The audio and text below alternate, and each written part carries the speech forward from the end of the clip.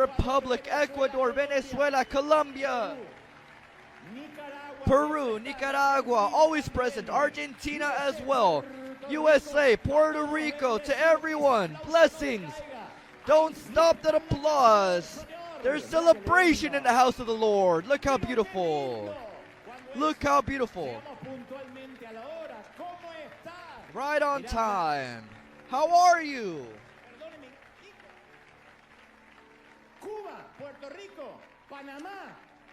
Cuba, Puerto Rico, Panama, Guatemala. I learned all the flags when I was school, but many years have gone by. If you see the Argentinian flag, everybody knows it, but some people might even ask, well, where is it from, Uruguay? And the same thing happens to me with flags. Please pardon my ignorance. I suggest to those at home that when you come here and you bring your flag, put the name of the country on it, because I forget it. I'm foolish. But welcome to everyone. God bless all of you. Very well. Thank you. Good morning, good afternoon, good night to those that are connecting from different parts of the world. Up until this moment, we've already had our Holy Supper, the commemoration of the almost 300 people that got baptized. And we're transmitting now live to all the people that can't be here for the celebration, the music, the praise, the worship. That we reserve for ourselves, but the sermon is transmitted to the rest of the world. So to those that connect, God bless you. Thank you for being there. Are we ready, people? Yes or no? Very well. I'm going to transmit what I believe God told me to tell you. A long time ago, when I was just 8 years old, you can say, "Woo! If only you made it to my age looking like this." I understand the envy. And that's the homage that jealousy makes to success. The truth is that when I was 8 years old, I asked my parents if they could get me a puppy so that it could be my own pet. There was always a dog at home, but I wanted it to be my own. So I asked, could you get me one? I asked, could you find me one in an intentional way? Because back in my day, a dog was not something that you could buy. You wouldn't sell or buy dogs. Back in my day, you would just find one. One day, one simply appeared, and nobody asked too many questions. You would just find one. I don't ever remember buying a dog. They never took us to get our vaccines. Can you imagine them buying a dog? No. And dogs weren't categorized by breed, but by color. The question was always, do you want a black dog or a brown dog? Those were the only options we had. Like when you get on the plane and they ask, chicken or steak? Well, it was brown or black. It never occurred to anyone, oh, I want this breed or a Bichon Frise. No. It was a dog, all the same breed, and there was also no guarantee that if you asked for black or brown, that you would get it, because then my dad would go out to the street and mysteriously bring back whatever was available, a street dog of a very doubtful color, according to the results of the way his parents crossed paths. And my father accepted to bring me a puppy, but he made it very clear, the prenuptial agreement with my dog, that I had to be in charge of taking care of it. He said, this is your dog. I had to feed the dog, give him water. That wasn't so difficult. Feeding him, not so hard either. Because back in those days, there was no balanced diet. You would just throw the crumbs down to the dog. The dog would eat banana peel, eggshell, cotton, whatever. And I had to also pick up and clean its excrements. And I accepted that contract with a whole lot of pleasure, because in the end, I would be getting a puppy. And at first, our honeymoon phase was beautiful, because we played together, we had fun, the little dog followed me everywhere, and he immediately knew that at the age of 8, I was the alpha in the house. But after some months, I began to get a little tired, like any child would. And sometimes my father would yell at me, I told you to pick up what your dog did. I don't want to be stepping on what your dog did. And that last phrase was the one that I didn't like to hear. Your dog. I wouldn't have cared if he had said the dog you play with, or our dog, the family dog. But my father always made me remember that it was my dog. Period. In sickness and in health. In prosperity and in poorness. It was always my dog. We were confined to the same leash. And so my dog went from being an option to an obligation. From being a pet to a chore in the house. Getting up Saturday morning to clean up after the dog. All that he did in the yard the previous night. The dog went from being someone that I played with to someone that I had to take care of. And I think that we all know that sensation. I'm not necessarily referring to a dog, but a good psychologist would call this the claustrophobia that comes with commitment. When you commit, there's a certain claustrophobia, psychologists say, where you have to continue to be committed. Just instead of people reminding you it's your dog, they say it's your in-law, it's your husband, it's your boss, it's your employee, it's your pastor, it's your child, oh, it's your mom, or any relationship that we feel trapped in. So one thing is to be trapped with a little puppy, which sooner or later you'll grow up, the puppy will as well, but it's completely different to be trapped in a relationship, a human relationship. There are those that say, look, my in-law is a vampire, he never works, my wife treats him as if he were a child that we have to maintain. Others say, oh, you have no idea what my mother's like. Oh, because from far away she looks lovely. But when you get close, she sucks out your desire to live. She drains you. Others say my wife is someone that I can never speak with without arguing. She enjoys being warlike. She's like Putin. Others say, no. What exasperates me about my husband is his passivity. He lives in his own world. He doesn't care about anything, not what happens to me, not how I feel. Now, if we expect sensibility out of anyone towards our needs, it tends to be the members of our family, our relatives. When we suffer emotionally or physically, we desire that our family respond in a certain way, but on certain occasions they act as if they didn't care. I was reading a book from an author, a 30-year-old woman that discovered that she had to undergo a mastectomy. That is a surgery which is used to remove a breast to try and prevent a cancer that wouldn't be operable later on. So her and her mother never had good communication. And so that is why that woman doubted sharing the news. She was trying to figure out how to say it. And one day while they were having lunch, she decided to share the news. She said, "Mom, I just realized through horror that I have to undergo a mastectomy." And the mother nodded her head and out of nowhere went to a different topic. She said, "You know, daughter, your sister opened up an Instagram." And the author said, "That's the way that my mother always related to me since I was a little girl. In one way or another, she would say, 'Daughter, I won't speak about difficult things with you no matter what. And if I find out about something or you tell me something that I don't like, I'm simply going to ignore it.'"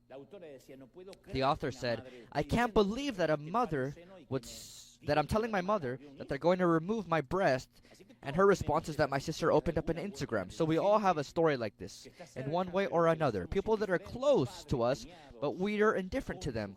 Parents, in-laws, spouses.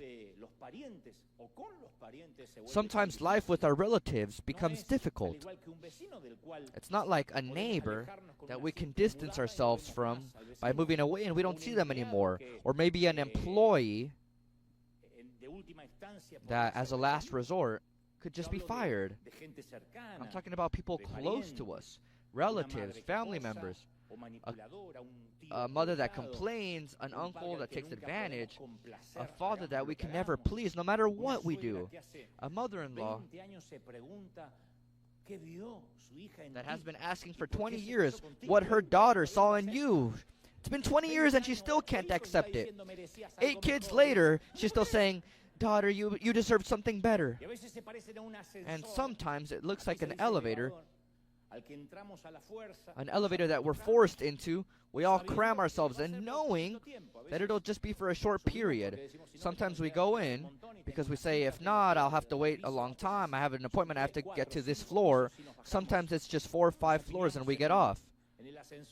We cram into the elevator without having to have any visual contact with anyone, because we know that it'll last less than a minute, a couple minutes, and never again will we see all these occasional people. But when it has to do with family members, you feel the same sensation you do in an elevator, with the difference that we feel that we'll never be able to get off. We're trapped in that same elevator. During Christmas, during New Year's, during a birth, during weddings, during birthdays, during funerals, during Christmas Eve, we know that we'll have to go back and sit down with those people again. In one way or another, we say, I'm trapped. There are certain stores where you can find certain goods. Here in the U.S. and other countries, there's a certain section in the store with merchandise on offer at a discount with a tag that says sold as is, to not say that it's defective. In Argentina, my mom would take us to a store in Billinghurst, the city where I was born, the town where I was born, and it was called The Mess. I think the word implies what it was all about. The Mess. And I assure you, you wouldn't find any Prada, Gucci, Tom Ford, Hugo Boss, no Valentino in there. You would find products that were defective, that the factories would discard, and that's why they would sell them at a cheaper price. And my mom would say, because you got good grades, let's spend, and let's go to The Mess. Let the world burn. Let's spend money. And sometimes I would come home with shoes that were different colors. I would get a red shoe and a blue shoe because I had the other matching pair at home. As is, that means that these articles are defective or they have some sort of failure from the factory. So as is means, look, here you're going to find defects. A stain that can't be removed, a zipper that doesn't close, a button that doesn't work, and obviously, as we're warned in those stores that it's all merchandise that's defective, there's a fundamental rule. No returns, no refunds. You can't exchange. There is no possible remorse, because if you were looking for perfection, you went into the wrong store, into the wrong aisle. Now let's think about somebody close to us in our lives. Maybe the person that we know best. And that person comes with a label on them, a tag.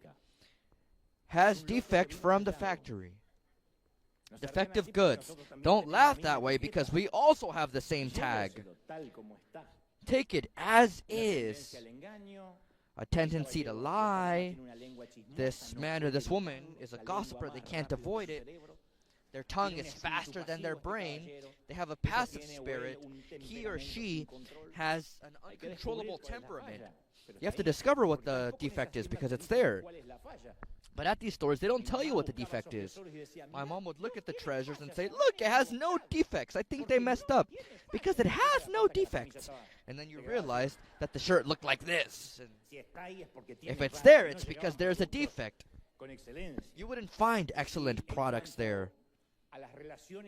And as far as human relationships, when we seek perfection, then we also went into the wrong store, the wrong aisle. It's like those that go to a congregation, a church, and pretend that they're going to find perfection. There are tons of people like this, people that say, I need a healthy doctrine with a pastor that preaches the truth, with holy people. If you find a church like this, then you're going to ruin it as soon as you go in.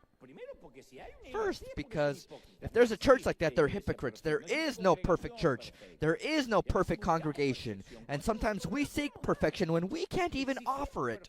We demand perfection when we can't offer it in exchange. So sometimes when we begin a relationship, with the illusion, with the foolish desire that there are certain people that come without defects, that's when we'll try to control them, to change them, make them think differently.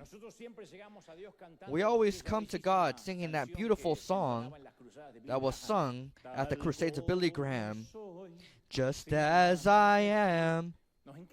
We love to say, "Lord, I'm here just as I am," but we never accept our neighbors just as they are. Just as I am, but the other person has to change. And we've all gotten to know someone manipulative, all of us, or someone that's very difficult to deal with. It's like walking on glass or moving through quicksand when we speak to them. And sometimes we feel that friends, family members are like constant parasites in our organism that we can't get rid of. It sounds harsh, it sounds rude, but that's how it is. And though we'd like to, we can't evade them. And a future without that person is not an option. And so we ask ourselves why God has allowed us to live through that. I know there are people saying, "I was given the most difficult family." Speaking about parents and grandparents, you have no clue. We've all had to deal with difficult people. And the theological reason as to why we should all deal with difficult people at one point or another is because catfishes exist. Let me explain it a little better. In the northeast of this country, here in the U.S., the codfish is not only delicious, but it's also a great commercial business. Fishermen make a fortune selling shrimp and codfish. But the public demand created a problem for those that transported the codfish, or the catfish, I'm sorry, or the codfish. First they would transport it frozen, but freezing the fish would take away a lot of the flavor. When people would try it in a different place than where it was caught, it would have a different taste. So they tried experimenting, transporting the fish alive in salty water, but that turned out to be worse, because not only was it more expensive, on top of the codfish losing its taste, it would arrive bland and squishy, because it was in a tank. Finally, it occurred to someone to put the codfish in a tank with its natural enemy, the catfish. And throughout all the transportation until it arrived at its destination, the catfish would follow the codfish the whole way there. When the codfish would arrive, they were in great fitness. They didn't lose their taste. They tasted even better. Their texture was unaffected. That's why I say we've all had a catfish swimming in our tanks. And maybe there are long seasons where we have to live or find ourselves in gatherings with them. Or maybe it's someone from our job that's so irritating that puts us on our knees many times a week. You want me to say more? Every church has its own catfish. And God puts them in the same tank to be sure that the codfish don't arrive bland without flavor. Don't tell anyone next to you, "God bless you, my fellow catfish." No, because it'll sound terrible. We're all codfish. There's a catfish from time to time, but they come to the other service, not this one. And that tension in the tank has a divine purpose. God tells us, "I see what you're going through. I know about that manipulation. I know about that injustice. I see you, I'm observing you. And I'm using this experience of yours to train you. It's not a punishment. I'm training you. I'm training your character. I'm training your resilience, your temperament. Your threshold for frustration. So instead of us complaining over the people that irritate us, we have to start to see them as tools, training tools. There are training tools all around us. Of course, we would all want a life without catfish. Who wouldn't? But life comes with these catfish already in the tank. James 1:2 confirms,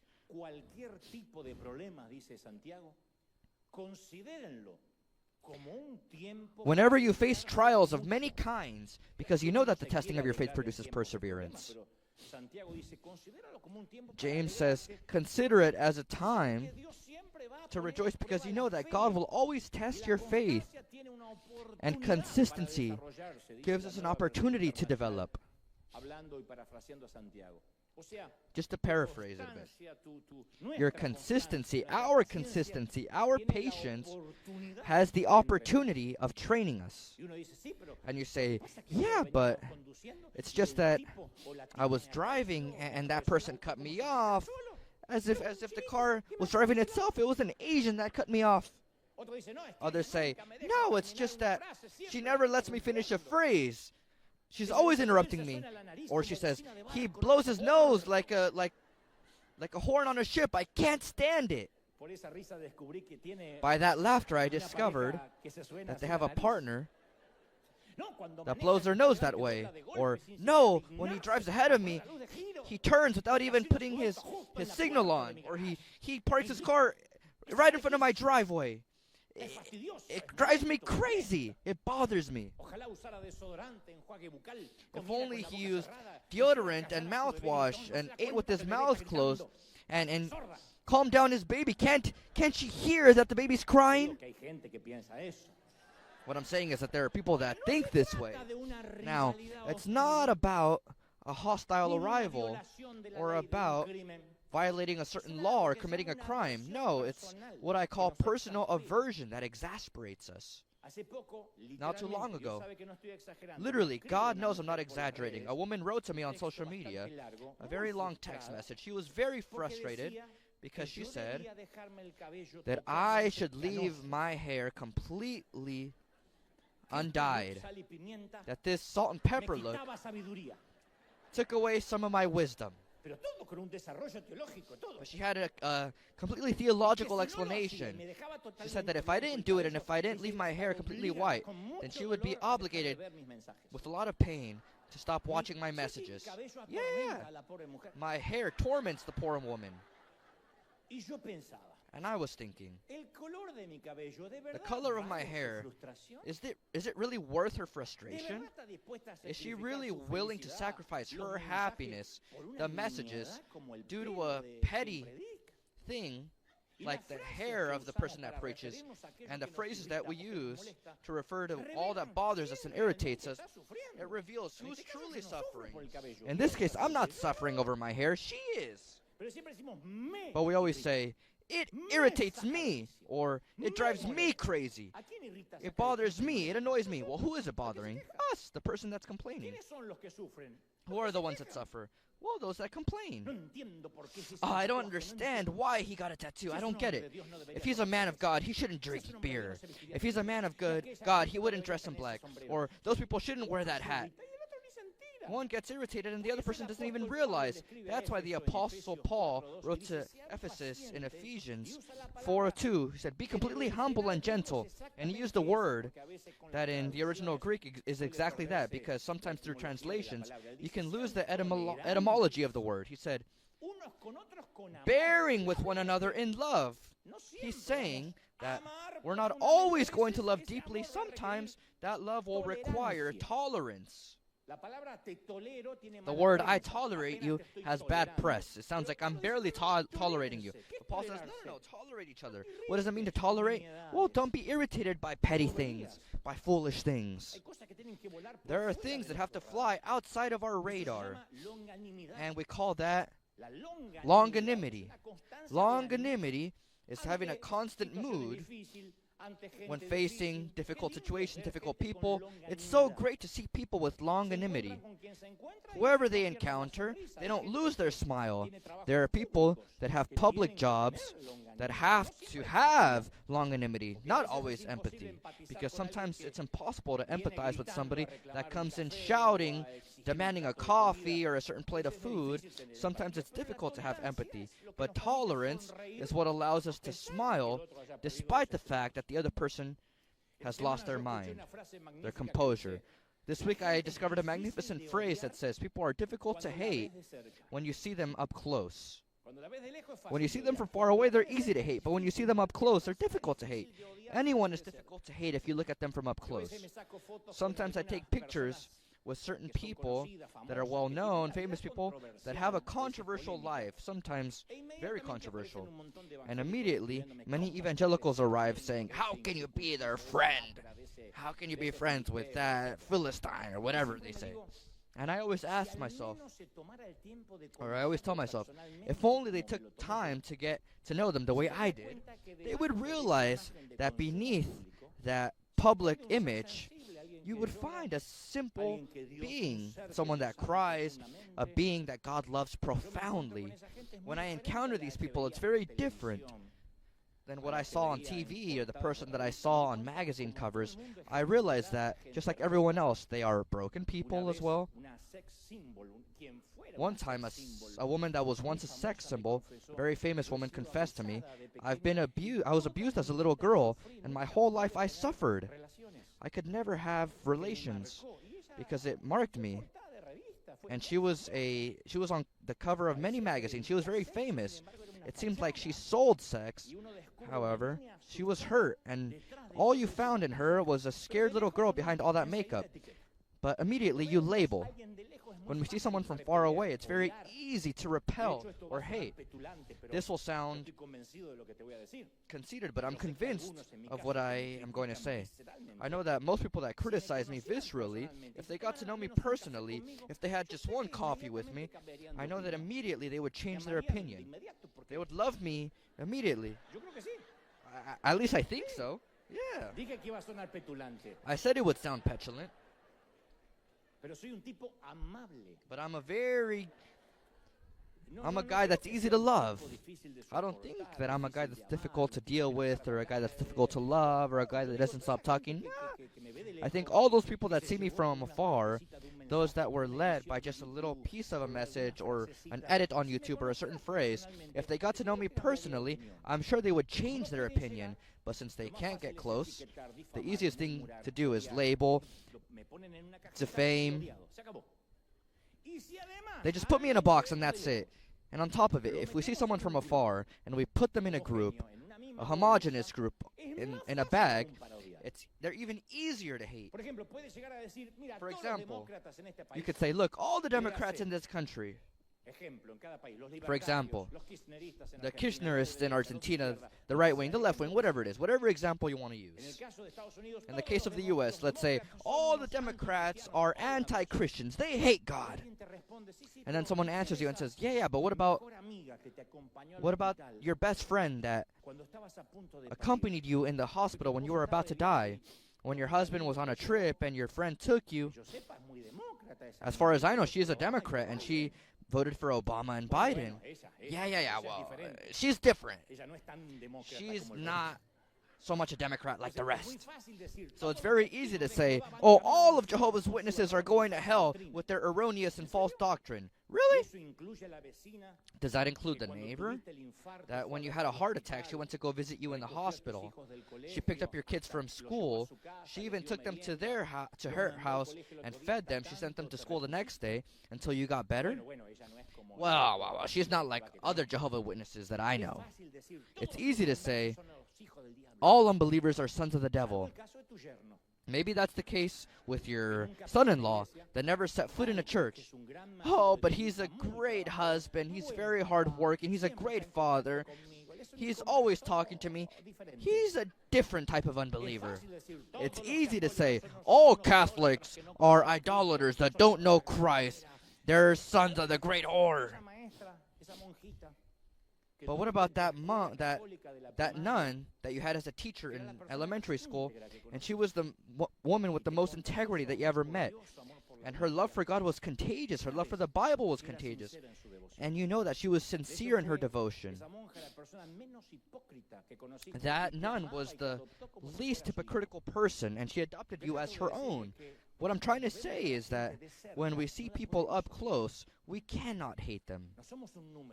We're not just a number or a statistic or a human group in a bag. No, we're a person with a face and a name and an identity. I always say that when we speak about something and not someone, Not too long ago, I preached the sermon, Faceless People, which I profoundly recommend. And there in a fragment, I said that when I hear certain leaders say, what's going to be the church's posture with lesbians, with bisexuals, with transsexuals, with transgenders, and anything else that they invent in the following hours? What will be the church's posture with divorcees? They speak about the church's posture as if the responsibility to love was contained within these four walls or just its denomination. And I always answer, no. What's going to be your posture if that divorcee is your son, or if it's you, or if the person that aborts is your own daughter? We can't take the face off the patient and just be left with the disease or pathology, because that's the way, that's the resource to not have to love them, to not have to empathize. It's the people that abort, the homosexuals, those that get their girlfriends pregnant. No, it's not them. We can't put them in a bag. These are people. And so sometimes we want to know the church's posture to deal with the symptoms, to not get dirty with the problem, to not get involved. In psychology, we call that is called dehumanization. Dehumanization. And it's nothing more than objectifying people, to label them and not have any sort of empathy. Dehumanization always begins with language, through vocabulary, through lexicon, and that has fed the violations of human rights, war crimes, genocides. Dehumanization is what makes slavery possible, torture, human trafficking. We've seen it all throughout history. During the Holocaust, the Nazis described Jews as rats. That was important for the Führer, that nobody saw Jews as people. They had to be seen as rats, and they were represented as rodents. They said that they carried diseases the same way they described rodents. And they wanted the German children, the Aryan race they called, to feel a certain hatred towards the Jews. They were called the savage natives. Once you label them and put them in a bag, they're no longer people. And sometimes as Christians we commit the same atrocities. Those that have the false doctrine, the Baptists, those that voted for Maduro, those that have gay pride, the Catholics, the fans of this, the Mormons, the apostates, the prideful Argentinians that always buy soccer matches, the typical Colombians that sneak into the stadiums. It bothers you, doesn't it? Of course it does. Because there are many Colombians that say, no, I don't do that. I didn't get into the AC Ducks to get into the final. And there are Argentinians that say, I didn't steal the game. I wasn't even watching the game. But that's how we are. The ticos, the catrachos, the guanacos, the Colombians, the venecos, they're all the same. They're not humans. They're just enemies that we should hate. They have to be on our antipodes, on the other side of the crack. That's the strange phenomenon of social media. Social media can be a great tool or a great sewer in humanity, where it removes humanity and impunity. There are no values. It's all insults, reciprocal humiliations.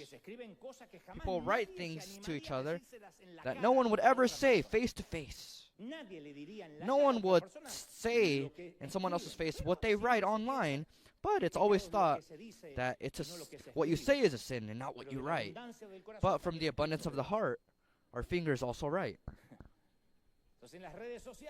So on social media, we see opinions that have no responsibility. They lack the truth, and what's worse, they lack education. I'm not talking about academic preparation.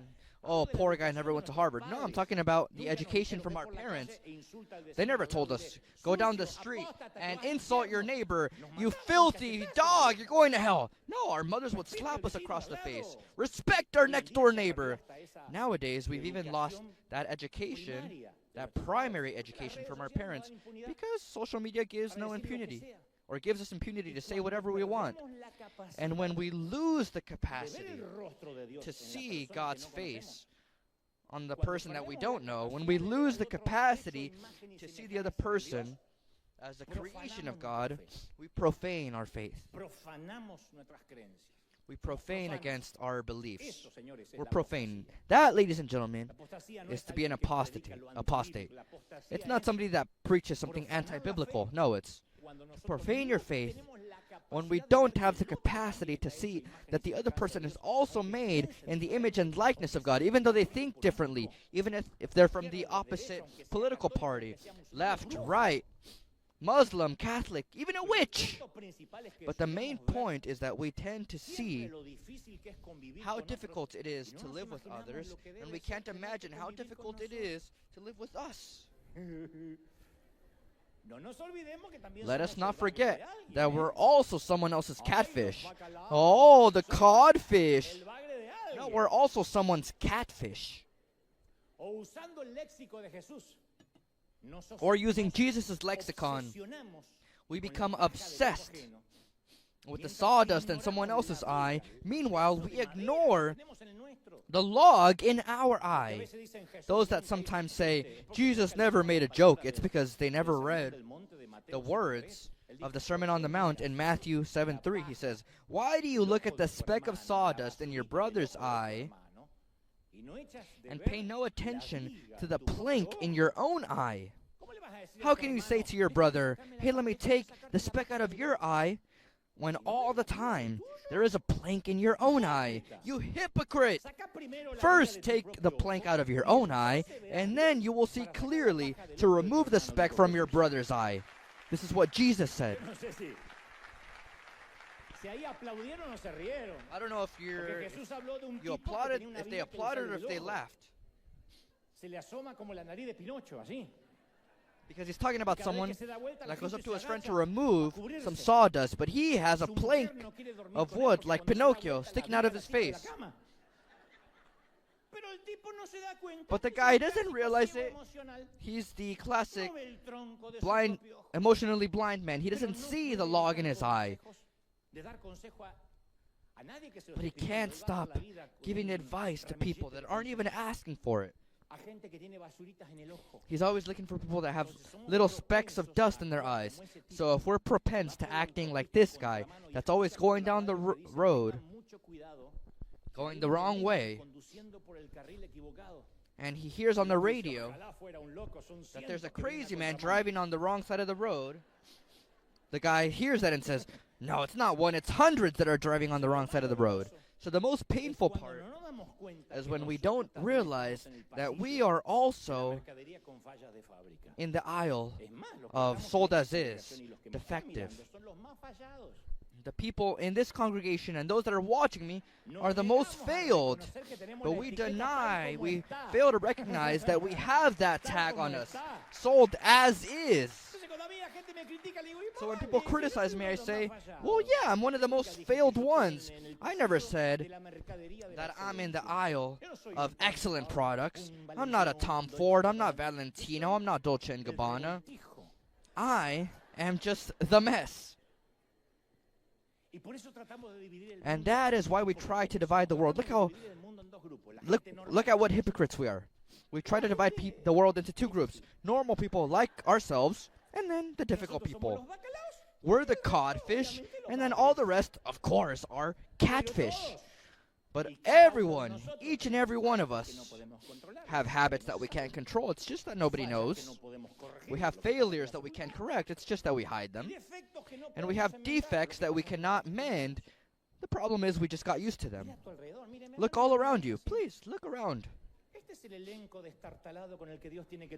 This is the ramshackle group that God has to work with. Look.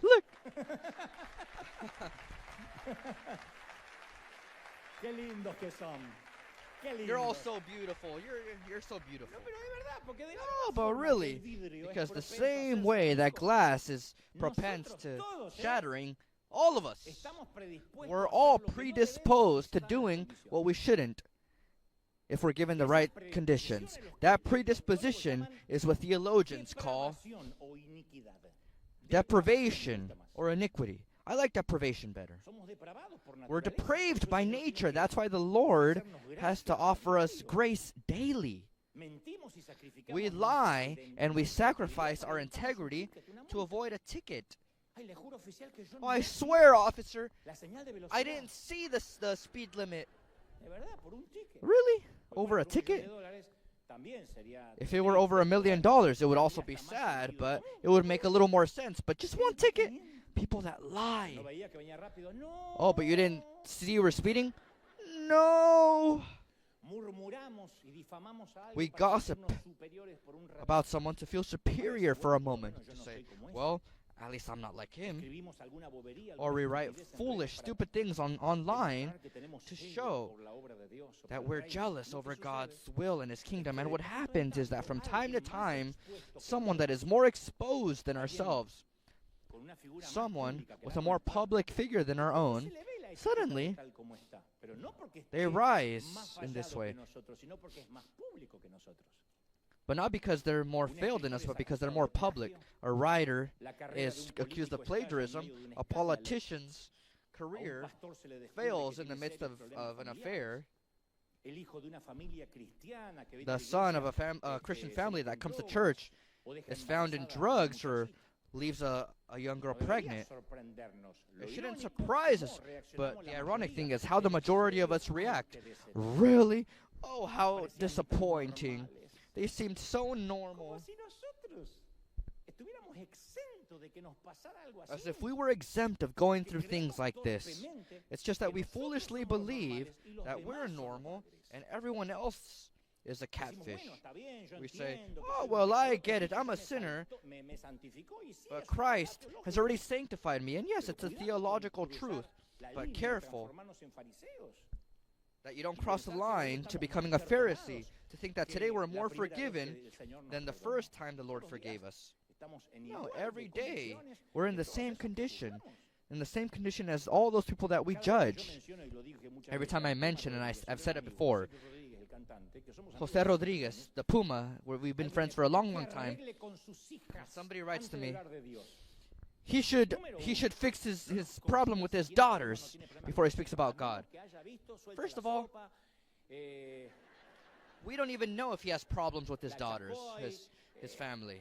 That's just what these news shows talk about. They're just gossipers that they're repeating. It's not that the Puma was their neighbor. It's not that they said, oh, I saw his daughters. No. Second, who are we to tell him to fix his family? Nobody has a perfect family to demand perfection from someone else. Now, fine. What did Jesus say about difficult family members? Because you might be surprised to know that if someone had a difficult family, it was definitely Jesus. And it's possible that you'd be surprised to see that his family was far from perfect and they didn't value him.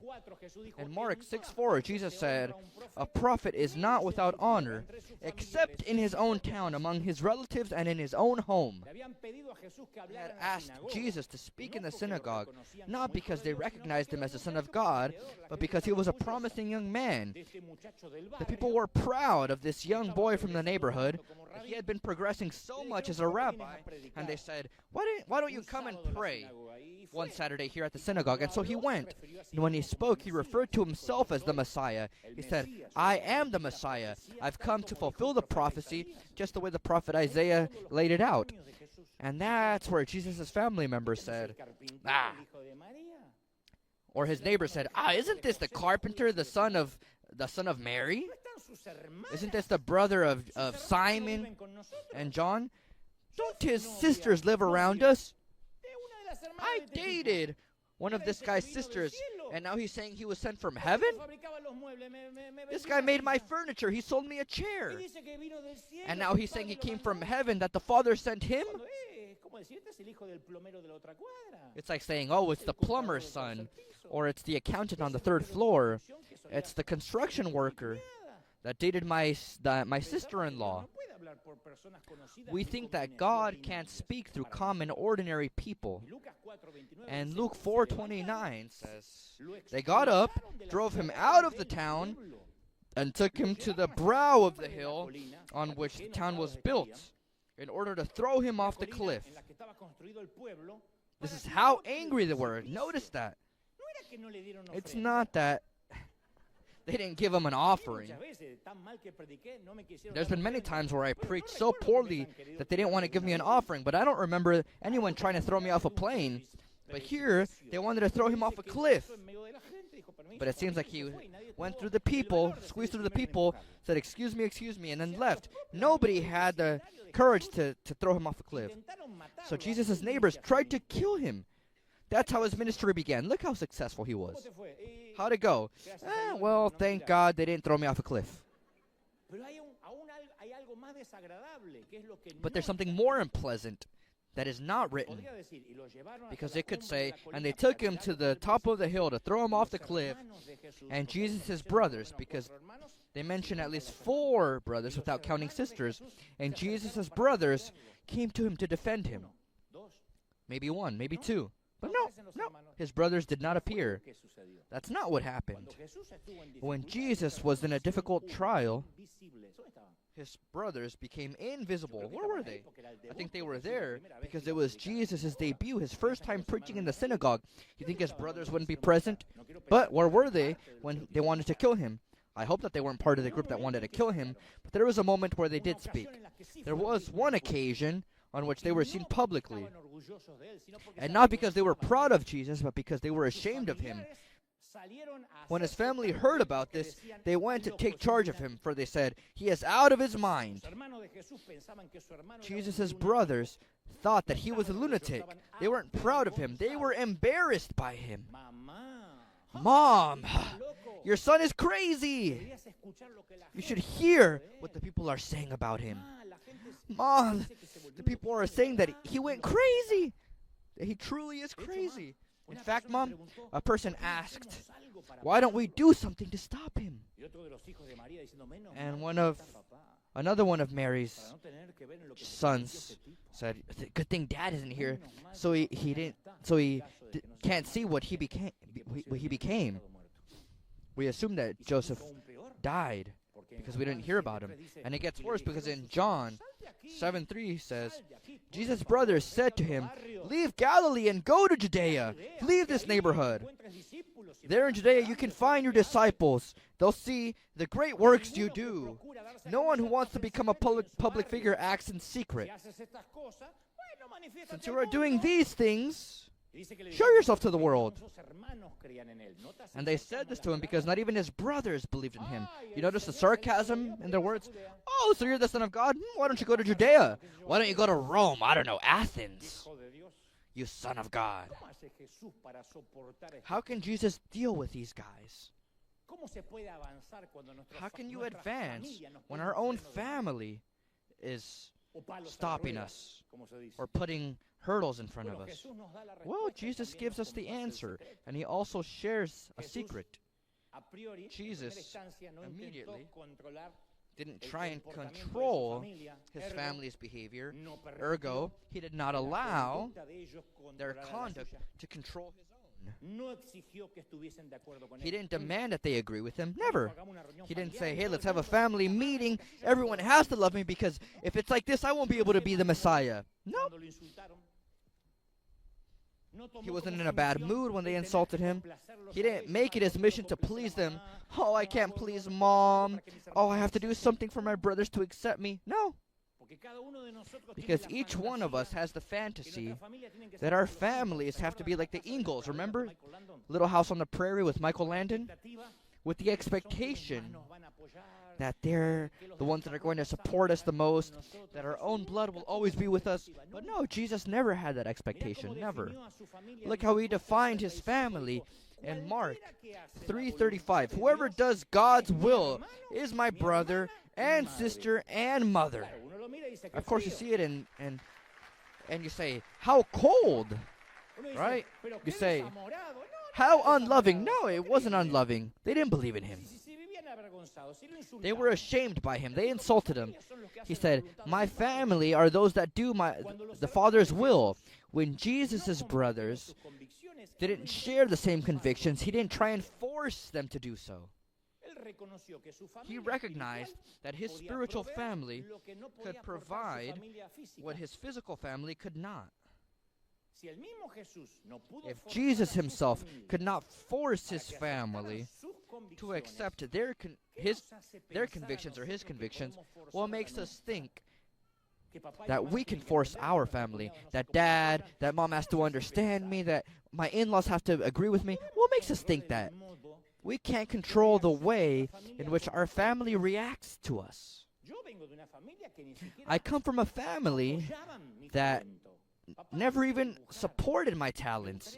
Dad, I want to draw. I want to be an actor, a host. No, you're going to die of hunger. You have to go to industrial school.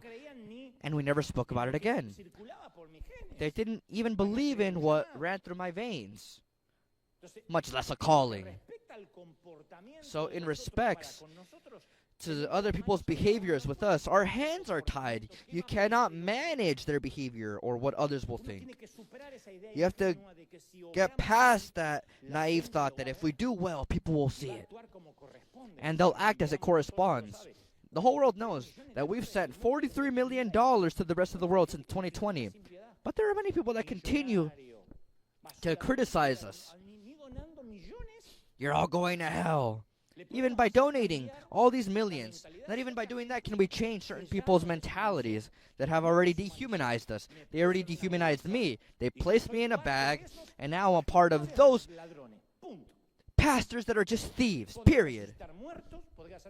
I can make the dead rise, I can make all mother-in-laws disappear, but I would still just be a thief of a pastor that makes miracles, but I'm still a thief. Maybe some recognize the good that we do. Maybe they recognize it, maybe they don't.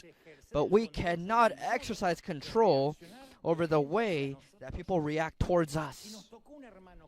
If we had a brother that was always jealous, we could give them a home. We could say, hey, I'm going to give you a brand new car. But even then, they're going to speak against us. That happened to me. One of my own brothers, he dedicated his last years to having interviews to bring defamation to me. That was his fame. He wanted to speak ill of Dante since he didn't know me anymore. It had been many years since we had spoken. He would speak about the old me. He would say, back when he was 15, he had a girlfriend. I don't even remember that. Only he does.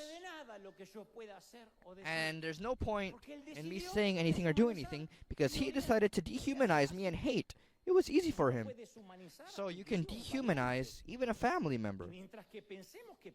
And while we think that we can control people's behavior, we're going to be prisoners to their opinions. What they said, what they didn't say. Will they approve? Will they disapprove? It's a game of unjust rules. Jesus didn't judge his family, nor should we. We don't know if Joseph, Jesus' stepfather, ever supported his adoptive son. We assume that yes, because at the age of 12, when he gets lost in the temple, Joseph was present. So maybe if he took him to the temple, maybe he supported him. But we don't know if at one point or another he doubted that he was truly the Son of God. But we do know that his eternal Father did support his Son. When Jesus got baptized, the Father with an audible voice said, "This is my Son, whom I love. With him I am well pleased." Matthew 3:17. I think that I'll say something that will be up for theological debate. I think that healed Jesus in one way or another. Because his brothers were ashamed of him. Yeah, they knew that, or he knew that he was the Son of God. But when you don't have a single person in your family saying, yeah, you're right, but you hear God's voice saying, you're my beloved Son, I cannot assure you that your family will ever give you the blessing that you're seeking, but I can give you my word that God will do it. Allow God to give you what your family never gave you. If your father here on earth never helps you, you can never please him, then allow your celestial Father to take that place. Let him say to you, you are my beloved son, beloved daughter. Hallelujah! Maybe you accepted the Lord as your Savior, but you never accepted him as Father. And these are two different things. Allow God to give you what your family has taken from you, what they've deprived you from. Allow God to fill that void that others have left. Observe the words of the Apostle Paul in Galatians 4:7. So you are no longer a slave, but God's child. And since you are his child, God has also made you an heir. He says it twice. You are God's child, and he will give you his blessings because you are his child. He's saying, if you're doubting it, I'm going to say it twice. You are a child of God, and Jesus never allowed the complicated dynamic in his family to affect his calling in life. But let's go a few years forward, and let's extract a small golden nugget in the book of Acts 1:12, where it says, Jesus had already risen. He had already gone through the cross, of course. And then it says, then the apostles returned to Jerusalem from the hill called the Mount of Olives. When they arrived, they went upstairs to the room where they were staying. All the apostles and they all joined together, along with the women and Mary, the mother of Jesus, and with his brothers. So what had happened if Jesus had strangled his family when they didn't support him, saying, well, who's going to support me if you don't? No, he gave them compassion, time, patience, grace. In fact, one of his brothers was made an apostle, and the others became missionaries. We see this in Scripture. They believed in him, especially when they saw the empty tomb. So this morning, afternoon, evening, night, wherever you're watching from around the world, I want you to do me a great favor. Let's do ourselves a big favor. Stop for a moment and think about all the things and all the people that make up your world. First, the things. First, your home, maybe a car. The things that are tangible. And you'll see that there aren't many. We don't have many things. Then stop to think about the people that make up your world. And I say things and people.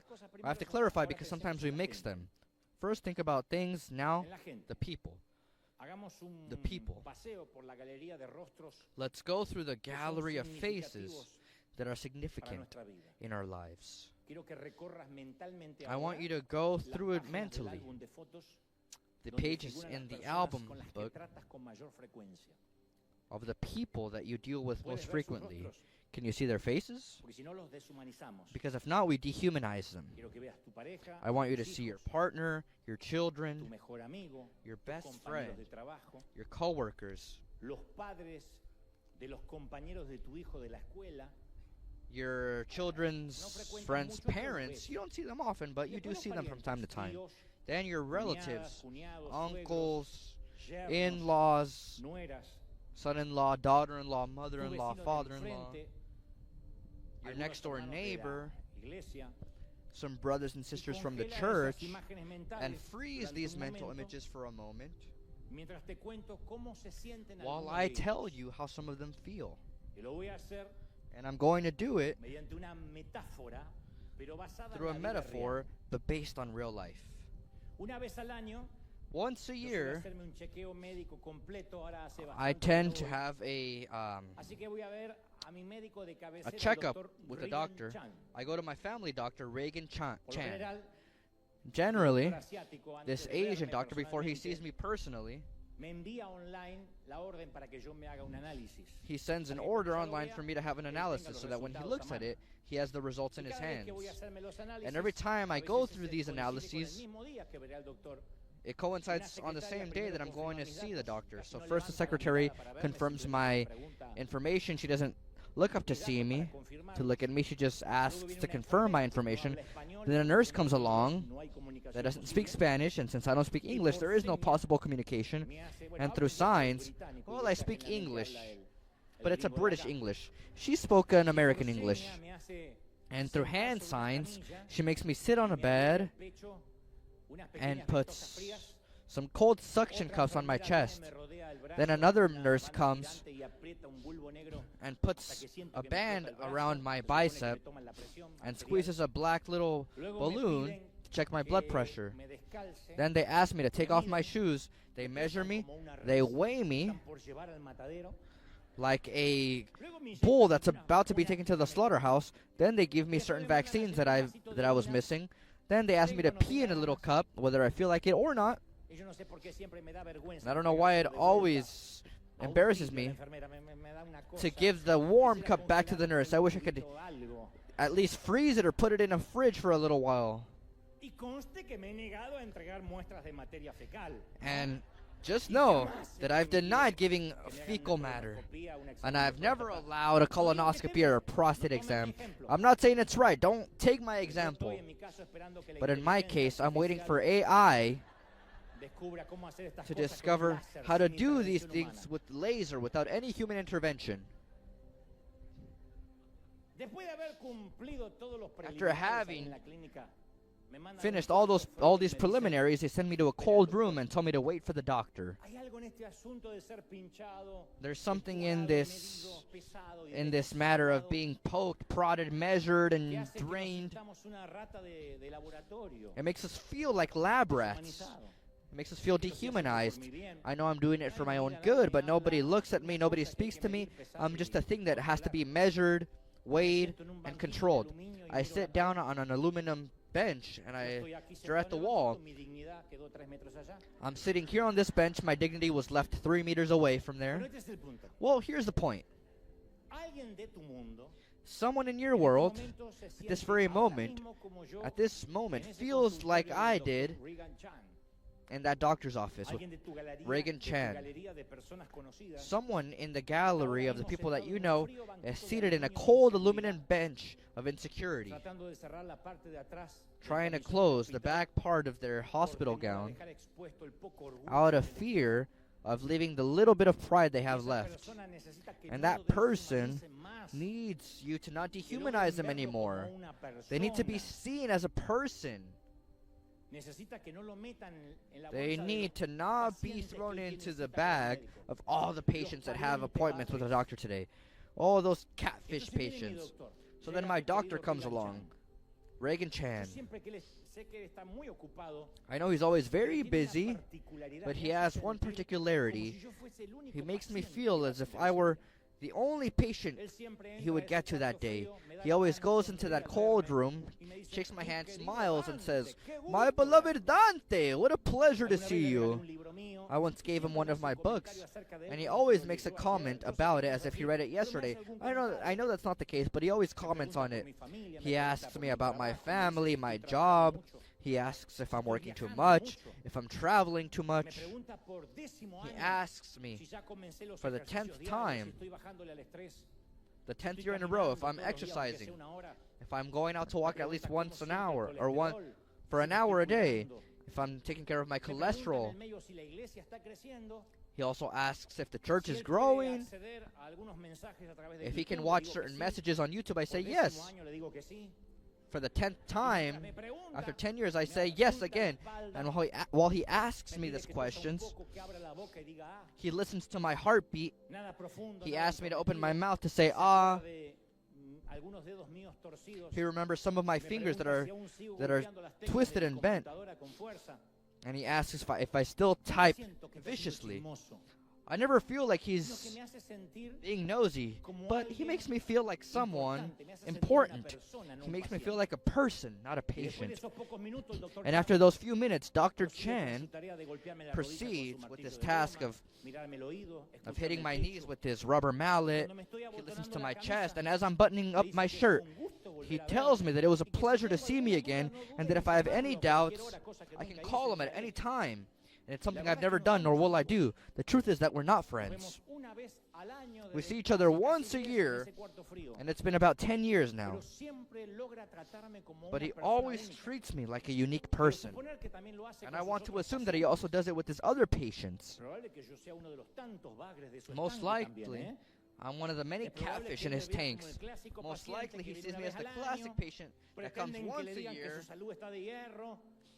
The patient that says that he has perfect health. But even though he sees me as a catfish, he doesn't try to change me. He doesn't manipulate me. He doesn't ask me for advice that I don't ask for.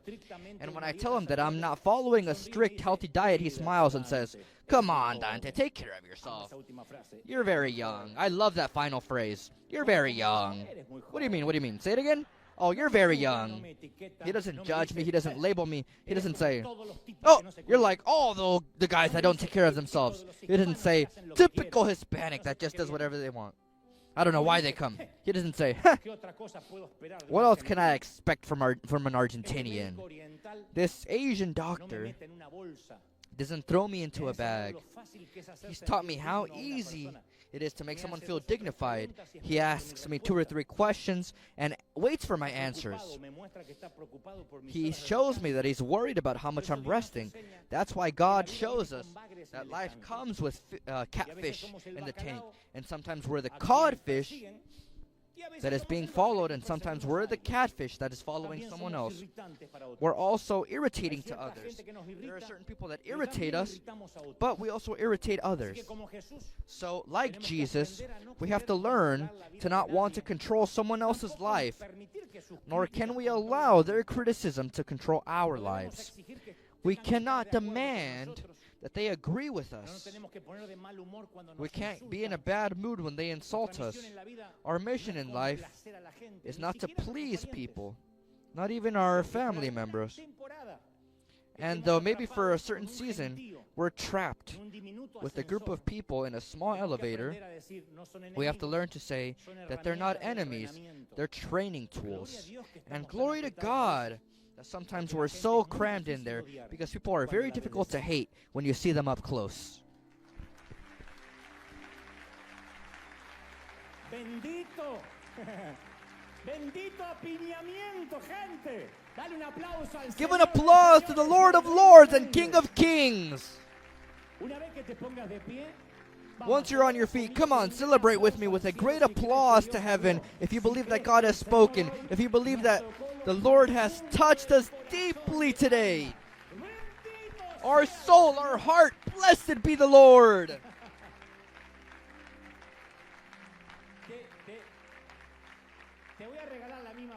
I'm going to give you the same phrase that was so funny to you. You have to go through life, and if you can't, post it on social media. If you knew me personally, you would immediately love me. That's not pride. That's to have a healthy self-esteem. It's marvelous to say, yeah, if you were to have a coffee with me, you would fall in love with my personality. I'm convinced of it. I'm not those that say, oh, I'm spiky, I don't want anyone to get close. No, I know it. I can't do it with everyone, but that's how we have to get along. When somebody criticizes us, we have to say, oh, poor person, they don't know me. That's what Juan Carlos Ortiz, the founder of this church, taught me. He's currently in the Lord's presence. He would always say, oh, poor guy. Hey, Juan Carlos, but he spoke against you. Yeah, well, you know, with that face, with that life, not even the devil wants him. So I love him. But Juan Carlos, they kicked you out of their group. Yeah, but I'll just make a bigger circle and put him back in. But Juan Carlos, they don't love you. Yeah, but Jesus died so that they can love him, not so that they could love me. What a beautiful life philosophy. Poor guy. Come on, lift up your hands to heaven. We're going to pray. Father, if this morning, afternoon, night, you want to receive Christ, say, Lord, come into my life. Forgive my sins. Write my name in the book of life, Lord. Forgive me. I want to be a new creation. I want to receive you as my Savior. Come into my life. Change me. You're the only one that can do it. And after this prayer, all together we'll pray to the Lord. Lift up your hands and say, thank you for this word, Father. Lord, help us to be better. Help us to change, to transform ourselves, so that every day we can transform ourselves and grow to the measure of the stature of the fullness of Christ. But now, just as we are, we come before you, and we commit, Lord, to accepting our neighbor just as they are. We are not the ones that will change people. We cannot produce conviction of sins. We cannot apply legalism so that somebody changes. We cannot give law to transform any heart. You are the one that does it, Lord, and we give up these difficult people. We place them at your feet. You tell us this afternoon, morning, night. You say, I've seen the manipulation. I've seen the injustices. I've seen when you've been mistreated. I've seen the psychological abuse. I've seen the emotional abuse upon you. But be sure that I am working on your character. These are tools that I've placed in the elevator of your life to train you for what I have ahead of you, for these new assignments that will come, for the new challenges that I have for you. Lord, I've transmitted to your people what I believe you told me to share, and I know that there are many burdens with family members, with loved ones, with friends, with partners, associates. Help us, Lord, to understand that we are all made in your image and likeness. Forgive us for dehumanizing groups, for throwing people into bags, for labeling others as defective, for thinking that the catfish are out there and not here in front of us in the mirror. Free us, Lord, from all pride. Free us of all apathy, of all petulance, of all sovereignty, and help us to be simple.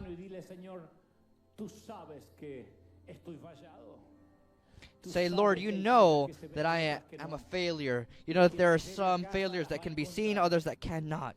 But those that take me home will find them. They'll discover them. Sooner or later, they will come to the light. And there are no returns. There is no way to get a refund.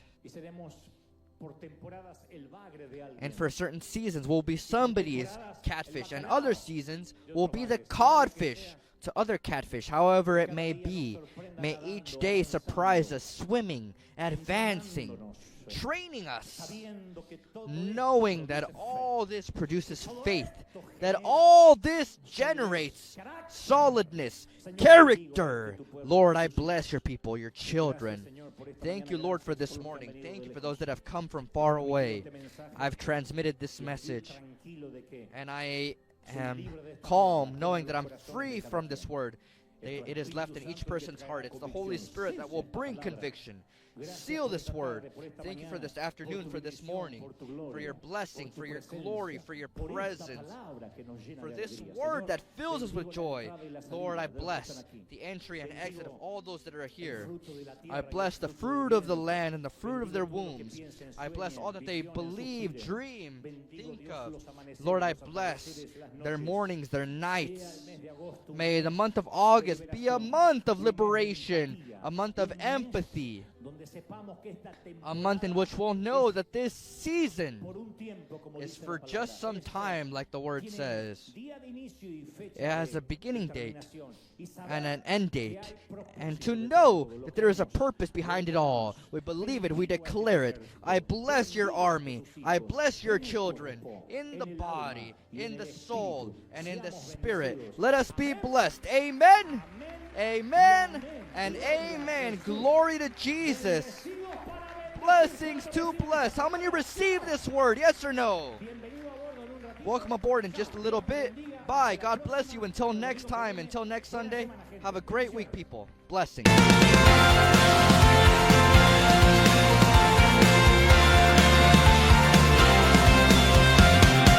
Apareciste una noche de soledad, abandonado y perdido te reconocí. Tu voz diciéndome no temas, yo estoy aquí. El Padre me envió por ti. Y me curaste las heridas, me sanaste, mi Jesús. Todas mis cargas las dejaste allí en la cruz. Algo tan grande y no lo puedo comprender. Oigo tu dulce voz diciéndome una y otra vez: oh, oh, oh, oh. Eres bienvenido, eres amado una y otra vez. Oh, oh, oh, oh. Bienvenido a River, eres amado. Oh, oh,